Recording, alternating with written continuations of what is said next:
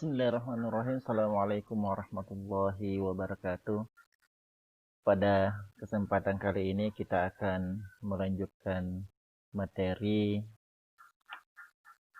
pada pokok bahasan koordinat kartesius, yaitu bab 2.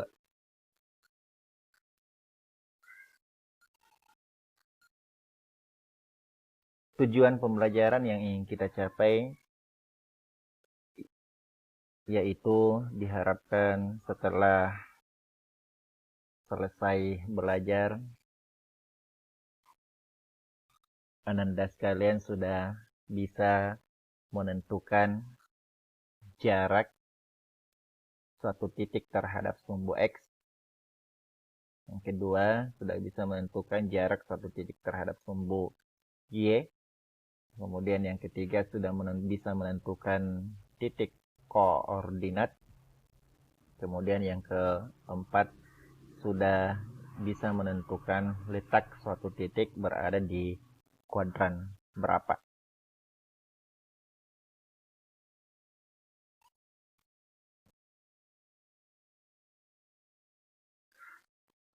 Kompetensi dasar yang ingin kita capai yaitu yang pertama, menjelaskan kedudukan titik dalam bidang koordinat kartesius yang dihubungkan dengan masalah kontekstual.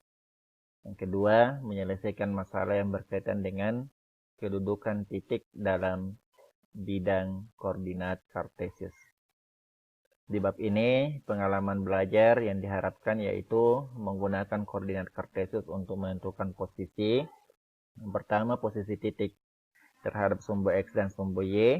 Yang kedua, posisi titik asal dan titik tertentu. Kemudian yang kedua, menggunakan koordinat kartesius untuk menentukan posisi garis yang sejajar terhadap sumbu X dan sumbu Y. Yang kedua, garis yang berpotongan dengan sumbu X dan sumbu Y. Dan yang ketiga, garis yang tegak lurus dengan sumbu X dan sumbu Y. Kita masuk di bagian pertama, yaitu posisi titik terhadap sumbu X dan sumbu Y. Perhatikan gambar. Ini adalah diagram kartesius atau koordinat kartesius.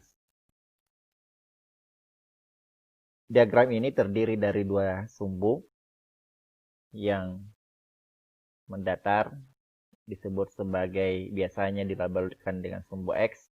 Kemudian yang vertikal ke atas biasanya disebut dengan sumbu Y.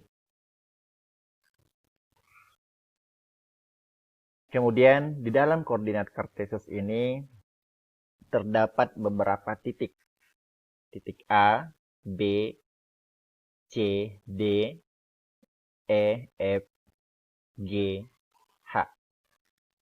Di sini kita akan menentukan posisi titik-titik pada koordinat kartesius ini terhadap sumbu X dan sumbu Y. Ya, coba sekarang amati posisi titik A, B, C, D, E, F, G, dan H terhadap sumbu X dan sumbu Y. Kita ambil contoh. Contoh titik A.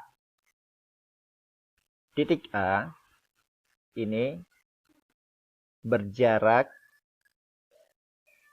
ini memiliki jarak 6 satuan dari sumbu X dan 3 satuan dari sumbu Y. Dari mana didapat? Titik A ini jaraknya 6 satuan dari sumbu X. Dihitung dari sini mulai. Turun ke sumbu X 1, 2, 3, 4, 5, 6. Kemudian terhadap sumbu Y ini berjarak 3 satuan. 1, 2, 3. Jadi titik A berjarak 6 satuan dari sumbu X dan 3 satuan dari sumbu Y. Lanjut ke titik B. Titik B, kalau kita hitung, ini berjarak 4 satuan dari sumbu X, 1, 2, 3, 4, dan 4 satuan dari sumbu Y, 1, 2, 3, 4. Ya, demikian cara untuk menentukan posisi titik terhadap sumbu X dan sumbu Y.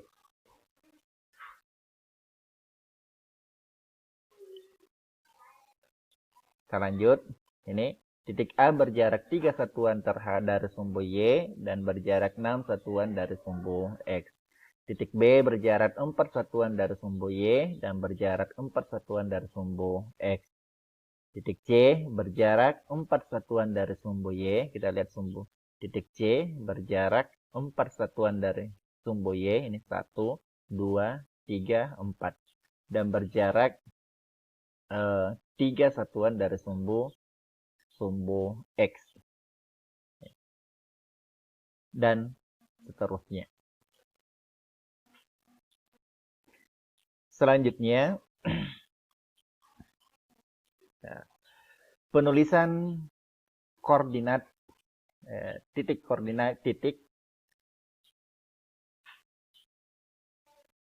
pada koordinat kartesius.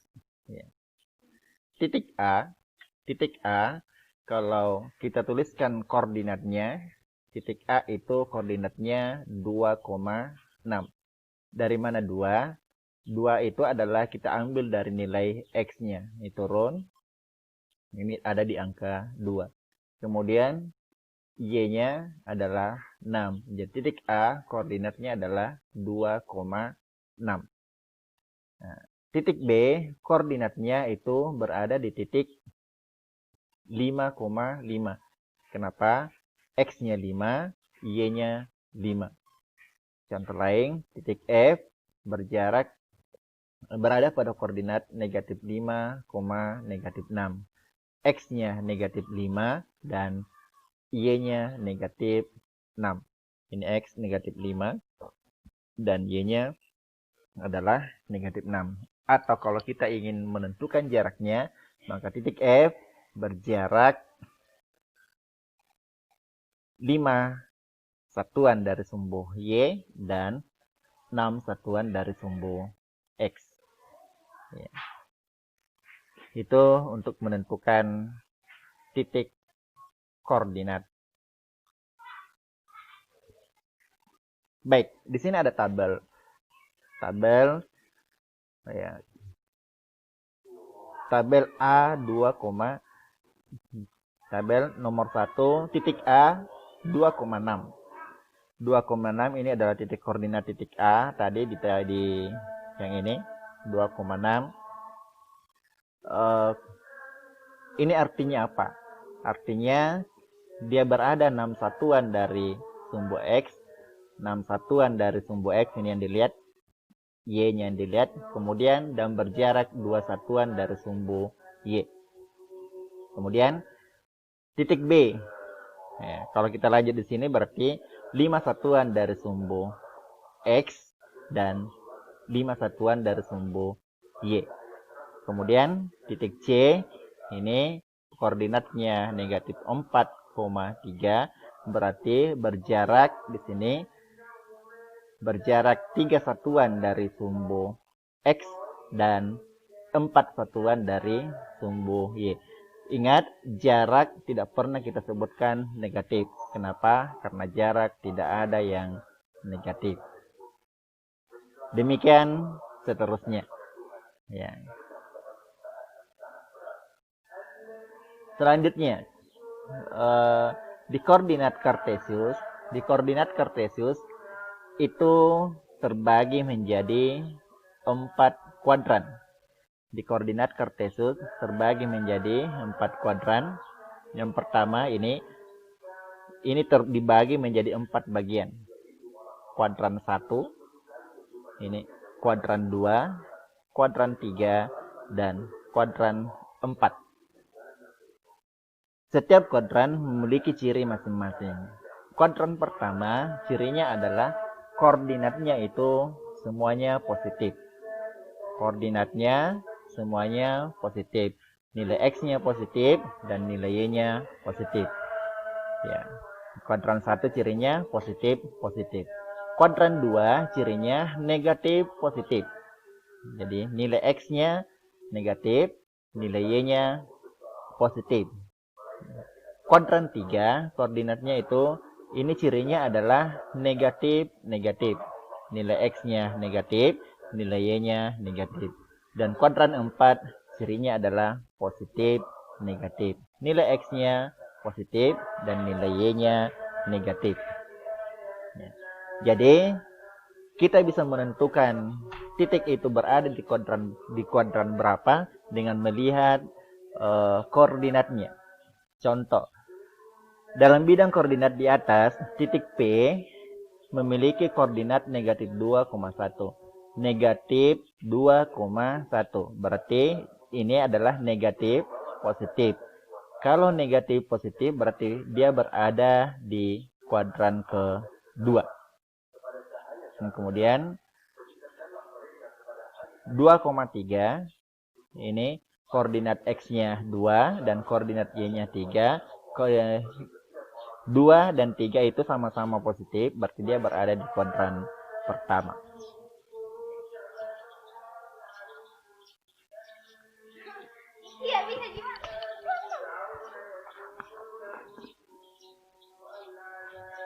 Ya. Baik. Perhatikan. Coba perhatikan kembali koordinat Kartesius. Ini ada koordinat Kartesius. Ya. Ya. Titik A adalah 2,6. Titik A 2,6. Koordinatnya adalah apa artinya? Titik A berjarak 2 satuan dari sumbu Y dan 6 satuan dari sumbu X. Kemudian titik A berada di kuadran 1. Kenapa berada di kuadran 1? Karena nilai X dan Y-nya pada titik koordinat ini adalah positif. Ya. Kemudian contoh lain, titik C. Titik C negatif 2,3. Ini artinya titik C berjarak 2 satuan terhadap sumbu X dan berjarak 3. Titik C berjarak 2 satuan dari sumbu Y, 2 satuan dari sumbu Y dan 3 satuan dari sumbu X. 3 satuan dan dari sumbu X. Kemudian titik C ini berada pada kuadran kedua. Kenapa kuadran kedua? Ingat tadi cirinya adalah kuadran kedua adalah negatif positif.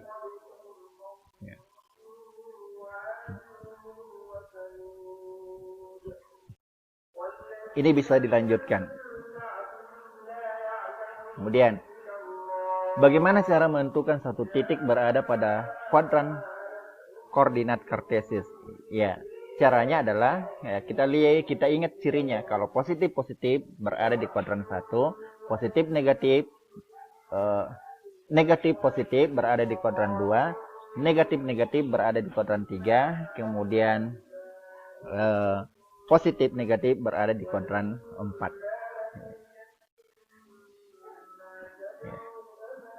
Baik, demikian penjelasan saya tentang menentukan posisi titik terhadap sumbu X dan sumbu Y dan menentukan posisi titik dalam kuadran di koordinat Kartesius. Sekian. Assalamualaikum warahmatullahi wabarakatuh.